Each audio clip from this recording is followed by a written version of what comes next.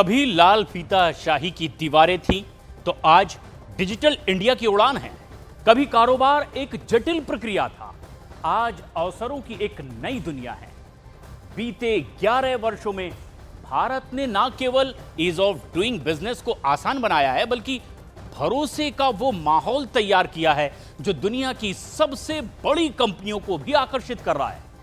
आज की कहानी सिर्फ आंकड़ों की नहीं, ये कहानी है एक नई सोच की, एक नए विजन की और विकास के नए युग की।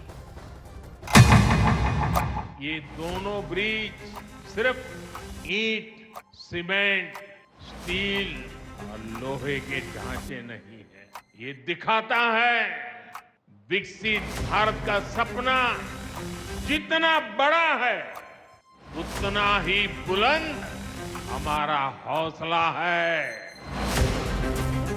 किसी भी समाज के सबल होने का पैमाना उसके नागरिकों के सुख, संपन्नता, सुविधा और उसके संघर्षों के ग्राफ से तय होता है।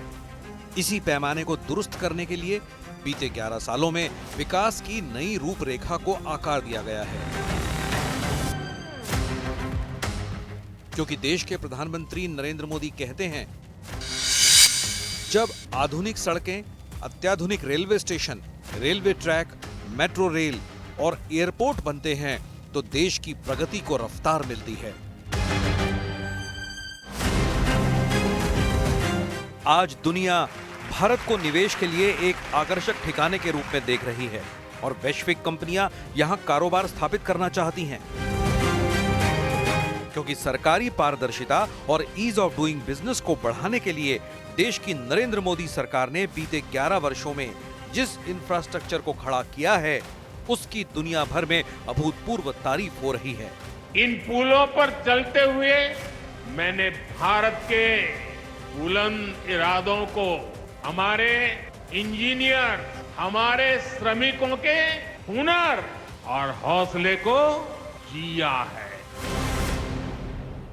ना लाइसेंस राज का झंझट, ना लाल फीता शाही की दीवारें। डिजिलॉकर, स्टार्टअप इंडिया, आज व्यापार सिर्फ आसान नहीं, तेज भी हो गया है। भारत अब कारोबारियों का भरोसेमंद साथी बन चुका है।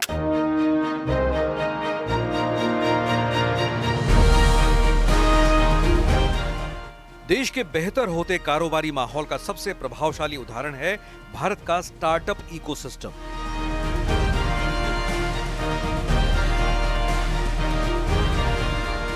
दो 2014 से पहले भारत में कुछ 100 स्टार्टअप्स हुआ करते थे, लेकिन बीते 11 वर्षों में यह संख्या बढ़कर 1,60,000 से ज्यादा मान्यता प्राप्त स्टार्टअप्स तक पहुंच चुकी है, जिनकी वजह से 17.6 लाख से ज्यादा नौकरियां पैदा हुई हैं। अमेरिका और चीन के बाद आज भारत दुनिया का तीसरा सबसे बड़ा स्टार्टअप इकोसिस्टम बन चुका है। हमने पॉलिसी स्टेबिलिटी पर जोर दिया है,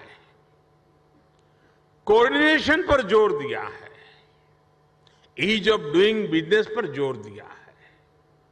बीते समय में हमने रिफॉर्म, परफॉर्म, ट्रांसफॉर्म के मंत्र के साथ आगे बढ़े हैं। प्रधानमंत्री का मंत्र है पारदर्शिता बनाए रखना और रुकावटों को कम करना, और उसका असर ये हुआ है कि सरकार अब अपने नागरिकों पर भरोसा करती है। ये भरोसा बढ़ती टैक्स पेयर की संख्या और रिकॉर्ड टैक्स कलेक्शन में साफ तौर पर दिखाई देता है। इसी तरह self regulation, self certification, automated random labour inspection और फेसलेस टैक्स असेसमेंट, ऐसी व्यवस्थाओं ने न केवल इंस्पेक्टर राज को कमजोर किया है, बल्कि अनुपालन में भी इजाफा किया है। इन 11 वर्षों की कोशिशों का ही नतीजा है कि आज भारत के ईज ऑफ डूइंग बिजनेस को बेहतर बनाने के प्रयासों को वैश्विक मंच पर मान्यता मिल रही है। इसका सीधा सबूत है अंतर्राष्ट्रीय रैंकिंग में लगातार सुधार। उदाहरण के तौर पर वर्ल्ड बैंक के ease of doing business index में भारत की रैंकिंग 2014 में 142 थी, जो 2019 में सुधर कर 63 हो गई। इसी तरह वर्ल्ड बैंक के लॉजिस्टिक परफॉर्मेंस इंडेक्स LPI 2023 में भारत 6 पायदान ऊपर चढ़कर 139 देशों में 38वें स्थान पर पहुंच गया है। इस सुधार का मतलब बताता है कि बीते 11 वर्षों में सरकार ने न सिर्फ देश में कारोबारियों के लिए एक सुरक्षित माहौल तैयार किया, बल्कि पारदर्शिता का भी खास ख्याल रखा गया है।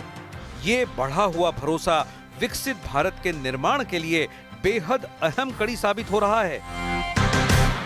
एमएसएमई और छोटे उद्यमों को बराबरी का मौका देने और पारदर्शिता को बढ़ावा देने की दिशा में सरकार की प्रतिबद्धता का एक शानदार उदाहरण है जीईएम पोर्टल की सफलता। इस सरकारी प्लेटफॉर्म के जरिए अब तक 5 लाख करोड़ से ज्यादा की सरकारी खरीद हो चुकी है। भारत ने व्यापार को आसान बनाने के मामले में बड़ी कामयाबी हासिल की है। 2014 में जहां भारत की रैंक 142 थी, वो 2019 में सुधरकर 63 तक पहुंच गई, यानी 79 पायदान की छलांग। साल 2023-24 में 1.89 लाख से ज्यादा नई कंपनियां बनी, जो पिछले साल से 16% ज्यादा है। मोदी सरकार ने बीते वर्षों में बिजनेस को आसान और भरोसेमंद बनाने के लिए कई बड़े कदम उठाए हैं। श्रमिकों के अधिकार और कल्याण को तय करने के लिए 4 नए लेबर कोड बनाए गए। रेट्रोस्पेक्टिव टैक्स को हटा दिया गया, एंजल टैक्स को खत्म कर दिया। नई घरेलू मैन्युफैक्चरिंग कंपनियों के लिए कॉर्पोरेट टैक्स घटाकर सिर्फ 15% किया गया। कंपनियों से जुड़ी 81 में से 50 सजा योग्य धाराओं को डीक्रिमिनलाइज किया गया। 1500 से ज्यादा पुराने और बेकार कानून रद्द कर दिए गए। ये वो अड़चनें थी जो देश के विकास में बाधक थी। लेकिन इन अड़चनों के दूर होने से न सिर्फ व्यवसायी वर्ग को आसानी हुई है, बल्कि कारोबारी व्यवस्था से जुड़े हर व्यक्ति की राह आसान हुई है। गौर कीजिए, स्पाइस प्लस फॉर्म की मदद से अब कंपनी रजिस्ट्रेशन के लिए जरूरी 10 सेवाएं एक ही फॉर्म में मिल जाती हैं। भारत की फिनटेक अपनाने की दर भी 87% है, जो वैश्विक औसत 64% से कहीं ज्यादा है। भारत दुनिया का सबसे बड़ा डिजिटल बाजार बन चुका है। वित्त वर्ष 2024-25 में भारत का माल निर्यात 437 अरब डॉलर तक पहुंच चुका है, जो कि पाकिस्तान की पूरी जीडीपी 350 अरब डॉलर से कहीं ज्यादा है। 2014 के बाद से इलेक्ट्रॉनिक्स उत्पादन में 5 गुना और निर्यात में 6 गुना से ज्यादा का इजाफा हुआ है। 2014-15 में जहां केवल 5,978 पेटेंट दिए गए थे, वहीं 2023-24 में ये बढ़कर 1,03,057 हो गए, यानी 17 गुना की बढ़त। 2015 तक भारत की ग्लोबल इनोवेशन रैंकिंग 81 हुआ करती थी, लेकिन 2024 में ये 39 तक पहुंच गई है।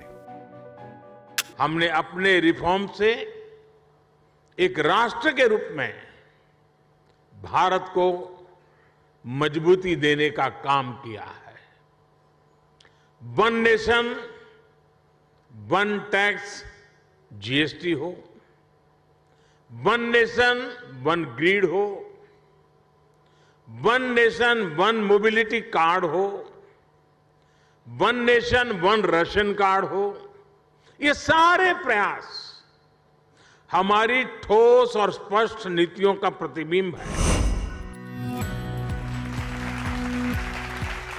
बीते 11 वर्षों में मोदी सरकार के अभूतपूर्व सुधारों ने भारत की साख को विश्व बिरादरी में लगातार बढ़ाने का काम किया है, जिसका सीधा असर ईज ऑफ डूइंग बिजनेस और लॉजिस्टिक परफॉर्मेंस इंडेक्स पर पड़ा है। Ease of doing business ranking में अब से 11 साल पहले भारत 142वें पायदान पर था, वो अब 63वें पायदान पर पहुंच गया। लॉजिस्टिक परफॉर्मेंस इंडेक्स में भी भारत ने 54 से छलांग लगाकर 38वां स्थान प्राप्त कर लिया है। इस सुधार के पीछे सबसे बड़ी वजह है बुनियादी ढांचे में सुधार।